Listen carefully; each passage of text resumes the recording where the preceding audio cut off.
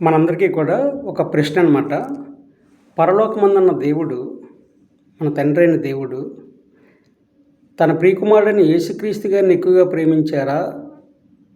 తన పిల్లలమైన మనల్ని ఎక్కువగా ప్రేమిస్తారా? యేసుక్రీస్తు గారిని ప్రేమిస్తారా? మనల్ని ఎక్కువగా ప్రేమిస్తారా? ఇది క్వశ్చన్ అనమాట. దీనికి సమాధానం ఏంటంటే, పరలోక తండ్రి నిష్పక్షపాతమైన దేవుడు, అందరినీ సమానంగానే ప్రేమిస్తారు. కాకపోతే మనం పాపం చేయడం వలన, ఒబీడియంట్గా లేకపోవడం వలన దేవుడు అనుగ్రహించే మహిమను, మేలులను మనం దూరం అయిపోతాం. తన ప్రియకుమారుడైన యేసుక్రీస్తు గారు అలా కాదు. ఈ భూమి మీద రాకముందు కూడా ప్రీమోర్టల్ లైఫ్లోనే చక్కగా ఆయన మాటలు విన్నారు. ఏ సంగతులు ఉన్నారో ఆ సంగతులన్నీ కూడా భూమి మీద దేవుని చిత్తాన్ని నెరవేర్చారు. మనం దేవుని చిత్తాన్ని నెరవేర్చలేకపోతున్నాం.